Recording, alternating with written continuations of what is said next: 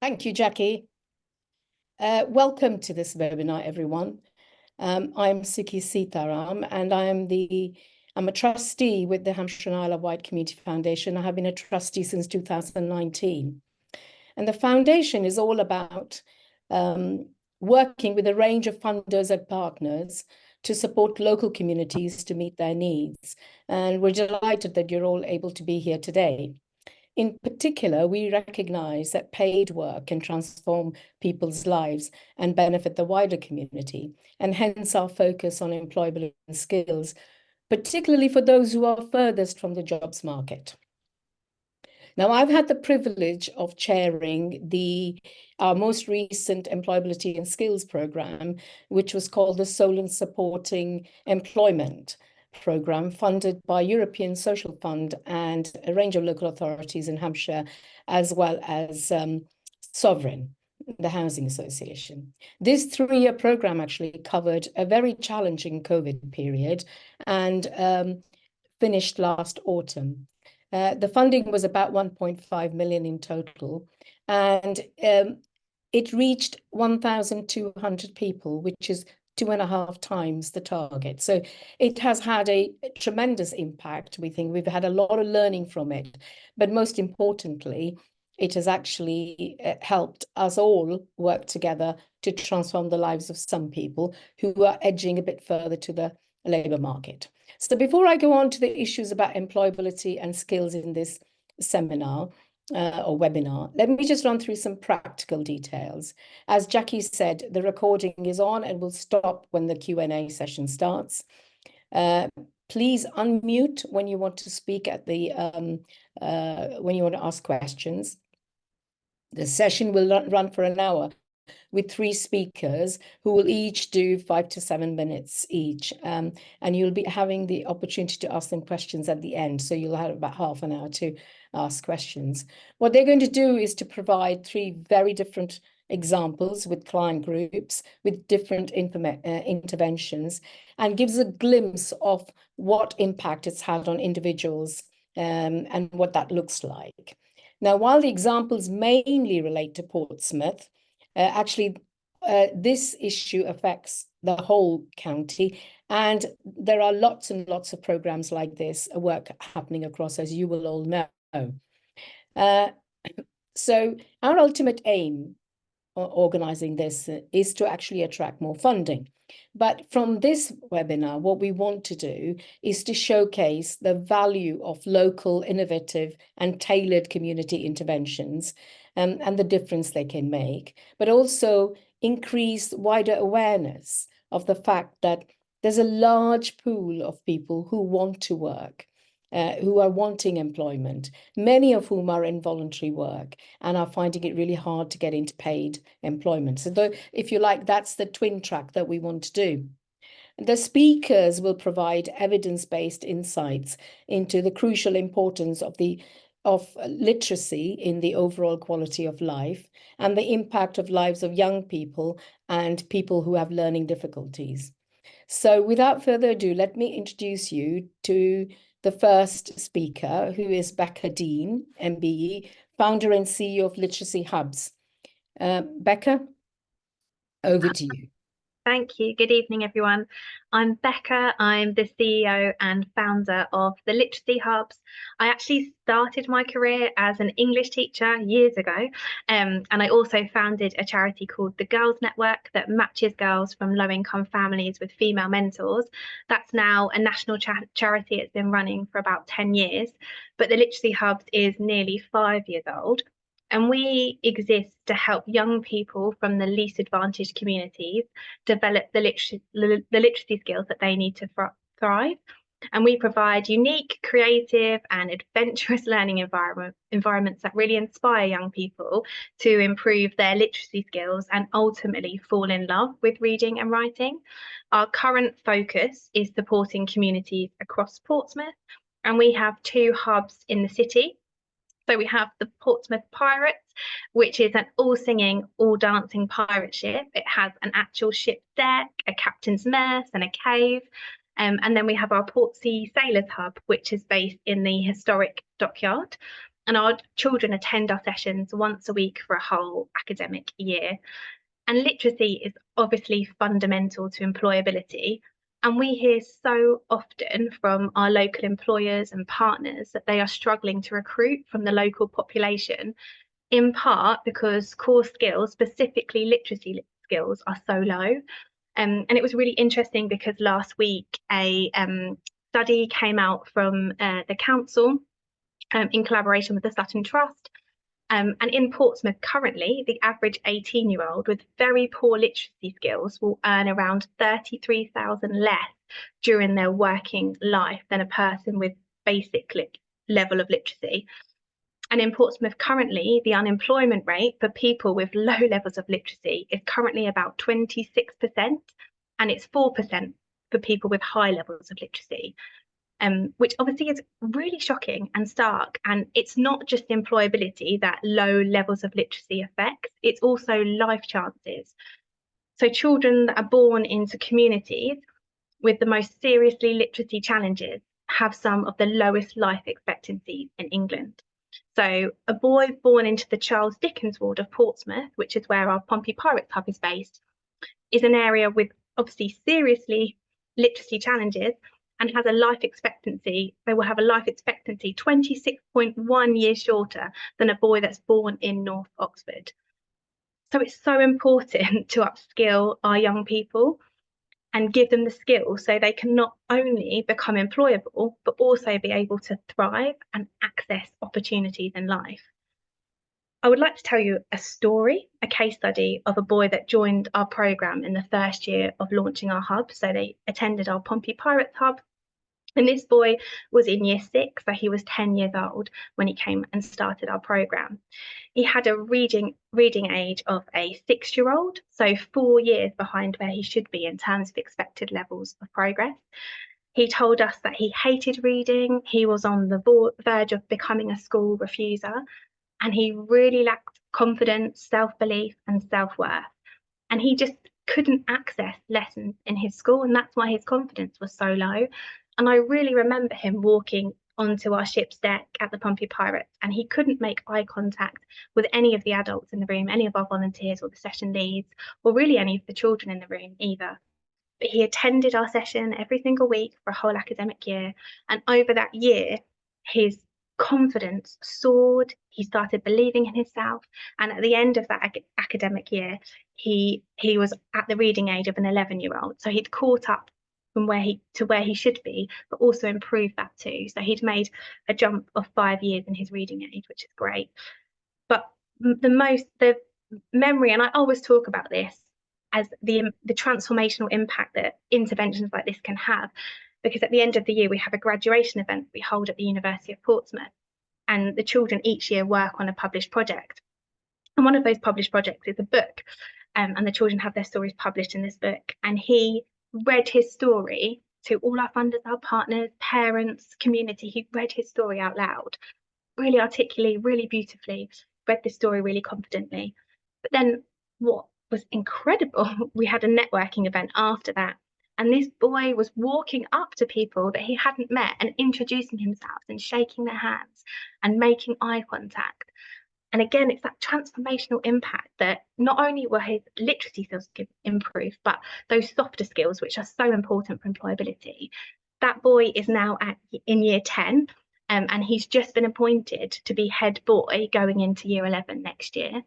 So his life chances have so improved, and I have every hope and believe that he will have such a successful life because he was able to access a secondary school curriculum and has the literacy skills that he can now be able to enter employment and have a great career. So that's just one example of some of the children that we work with. And I really believe that rather than addressing the issue of poor literacy in adults when it arises, it's so much better to prevent the problem and its consequences in the first place through these early childhood interventions. So Siggy, I'll hand back over to you.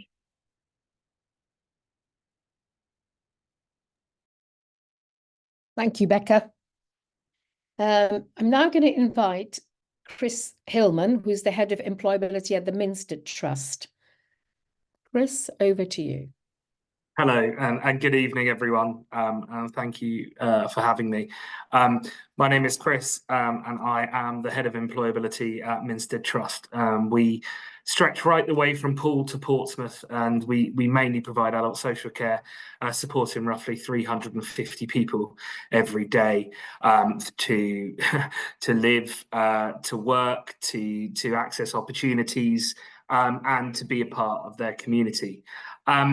I oversee our employability program that provides supported apprenticeships, works on supported internship programs, interwork programs, traineeships, futures, with the goal of obviously enabling as many of the young people that we support, but also the people in our communities to access meaningful paid work.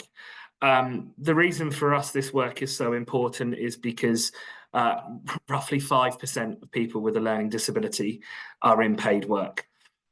And despite the work of great programs and great partners on such programs as the HIWCF program and other organisations across the county and across the country, that rate continues to decline, dropping 1% in the last 3 years, and continues to drop to 4.8% in the last few months, and for us this is a real shame, because what our work and what our programs show is that our candidates and our participants on our program make real powerful contributions to a workplace. They are not they're not there to achieve what we think they can do. They're there to achieve what they want to do, and our passion is allowing people to experience the careers that they want in any opportunities. We're grateful enough to run 5 social enterprises that all provide apprenticeships and paid working opportunities, but equally it's important for us as an organisation not to know that everyone wants to work in a cafe or in a jam and chutney organisation, and it's important for us that we stretch our wings to meet the needs of the people in our community, and we're delighted to see now that young people are getting employed in hospitality venues, but also in solicitors, in warehouses, in multinational corporations, and then right down to your small SMEs and local businesses. For us, employability leads to independence. I can't imagine what it would be like for you or I in our lives to experience pay being taken away. And for us, the pay opportunities and the opportunity to earn a meaningful wage can transform the lives of the people that we support. On our supported apprenticeship, roughly 50% of everybody who comes on our supported apprenticeship moves into independent living in the time that they are on that programme or in the 18 months afterwards. The opportunities that financial independence supports them allows them to grow beyond their wildest imaginations. It demonstrates to families, to carers and their support networks that there are no boundaries, that the opportunities are endless, and what they can achieve shouldn't be underestimated. We often tell the story of a young gentleman who came on our apprenticeship program, having been neat for 4 months. He didn't attend any service. He rarely left his bedroom. He came to our service on a commissioned adult social care placement, and it was very clear to us immediately that this individual had the capability of achieving meaningful paid work. Within 6 months, we were able to remove his adult social care commission support and place him on an apprenticeship with us. And in that time, he began to socialise. He began to attend social groups and romantic groups and make connections with individuals that his family never saw possible. And in the 2.5 years that we employed this individual, the young man went from not leaving his bedroom to organising a trip with his girlfriend to go to Disneyland Paris for the weekend independently. Now, if you would have suggested that to an individual, to his parents and to us in that first meeting, we would have all said, that's never going to happen. But it was the confidence and the belief that an individual gained from seeing what he could do in the workplace, but also the confidence that earning money gave him, the independence to travel on his own, to be a part of the community, to take part in activities alongside his brothers and his friends. And for us, that is what employability and showcasing those skills to individuals is all about. I consider another young gentleman who's just come off one of our apprenticeship programs, and he now takes part in the same activities as his brothers. He bought a season ticket to his local football club, and now travels up and down the country with his brothers, something that they used to do as a child and they used to do as a family. And as his brothers grew older, they earned money, they took part in those activities, and they would travel, and often he would be left behind. And it's through the employability and skills programs that he's been able to earn his money to travel the country, supporting his local football club, and become part of that family network again, on his own 2 feet, on a standing that he is proud of, because he's always known, for example, that his brothers would support him, but he wanted to do it off his own 2 feet. He's now part of it. And this process obviously sometimes takes weeks, sometimes takes months, can sometimes take years. And it's for us and other organisations in the county who do such great work to showcase to employers what passionate young people can bring to their business.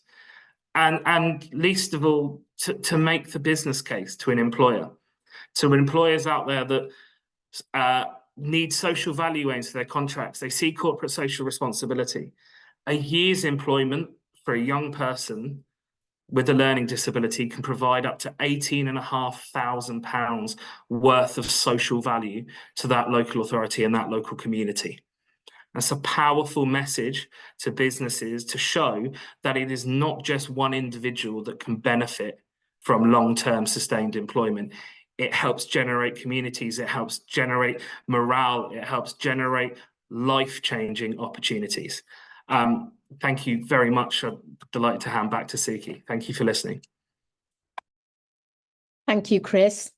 I'm now going to invite our final speaker, Kirsty Robertson, who is the Interim Chief Executive of Motivate. Kirsty. It's getting late. I nearly forgot to unmute myself.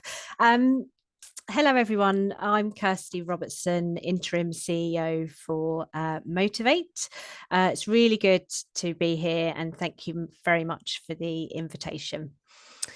So Motivate is a local place-based charity based in Havant, Portsmouth, Gosport and Fareham, working with young people aged 9 up into 19. And we like to call it long-term support. So we're not a short-term intervention, and you'll understand why when I come on to my case study a bit later. So we support young people in a variety of ways: youth mentoring, youth health and well-being. We have open access hubs.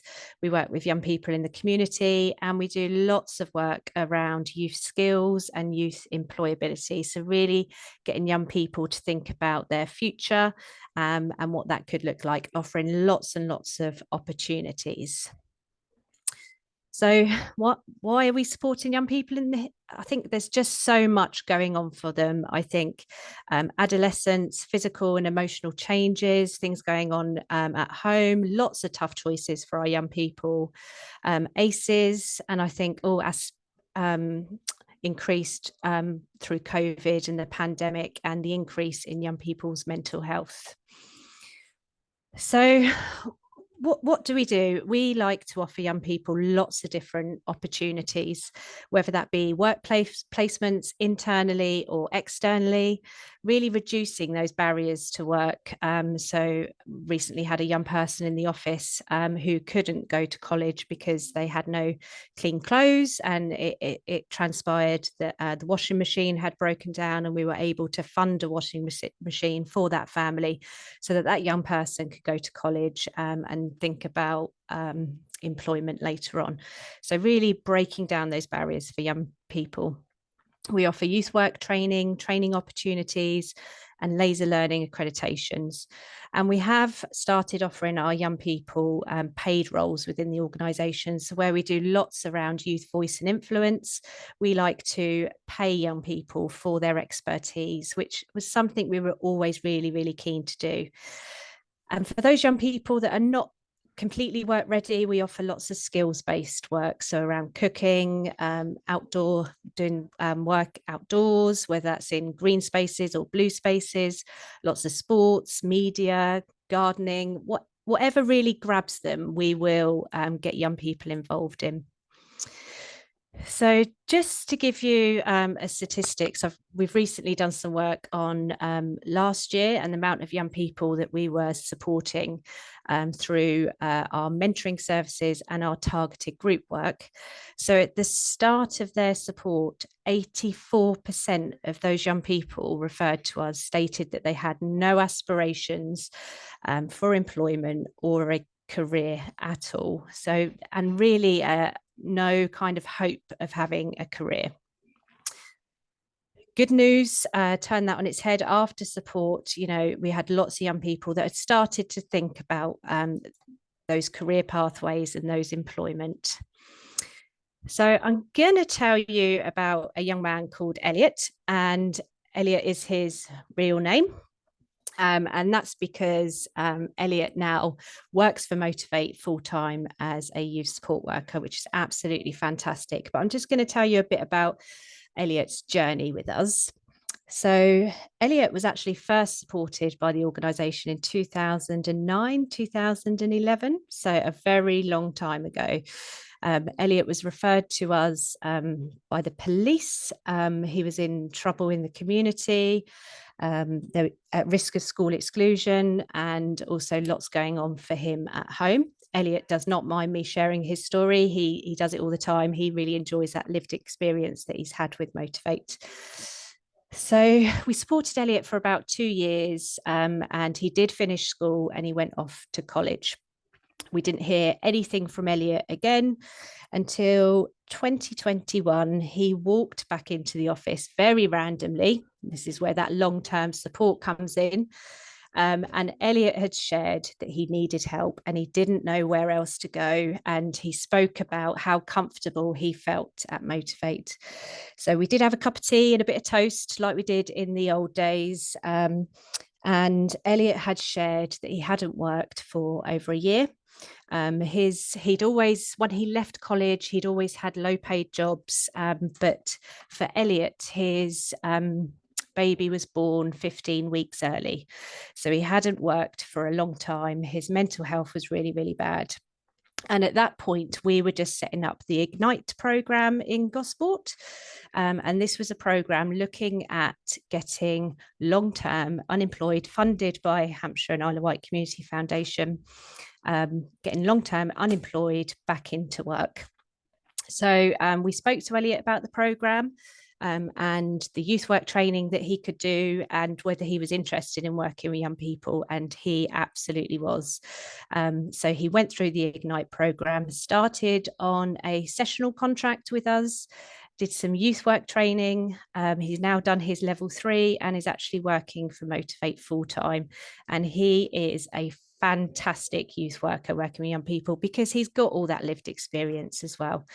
So really, really lovely story. And I love spending time with Elliot and young people because it's just so nice to see, because I remember what it was like supporting Elliot in 2009.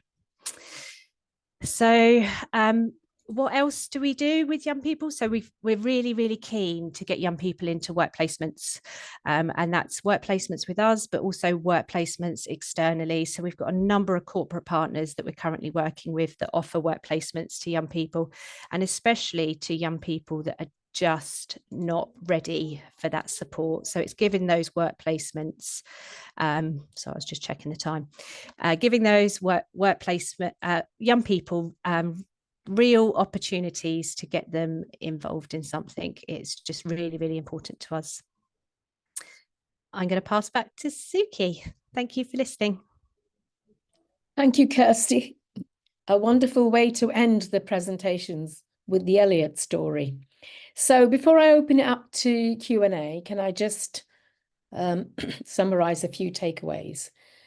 Poor literacy can, we all probably know the impact it can have on employability, employment, but did we know about the impact it can have on life chances and health? I think the figure was that your life expectancy is about 26 years less than someone in North Oxford if you're in a Charles Dickens ward with poor literacy. And equally, how it can be reversed with support to actually enable people to reach their potential. That this is not a, just because you're 4 years behind doesn't mean that's the end of the world. With support, you can do it. So the importance of literacy, I think, was very well articulated. The fact that only 5% of people with learning difficulties actually are in paid work, I think it's a shocking statistic, considering how much volunteering they do and how many people are willing and wanting paid employment. I think the takeaway from Chris's for me was about the fact that employability leads to independence and therefore to a completely different kind of life, and it opens up the world, including going off to organizing your own trip to Paris. I think that was very good. And also the appeal to employers who are interested in corporate social responsibility about the impact you can have if you actually gave employment to somebody for 1 year, the impact on the wider society, and also the monetary value that you attach to it, Chris, was great. And finally, about young people, the fact that you need to start really young, give long-term support, and long-term, there is no definition for it, how to raise aspirations and to provide that kind of very comfortable environment so that someone can come back to you about 8 or 9 years later when they're in difficulty and then reach their potential. I think they're all very inspiring examples, very inspiring people. And actually, there are probably hundreds and hundreds more of people like that who you all support, but there are also thousands more that we could support if we had funding for it. So I'm going to open the Q&A session. It's an opportunity for you to ask questions. Please either click the button to show hands up or put your hand up. And please introduce yourself with your name and the organization you work for. I think at this point, the recording is going to stop.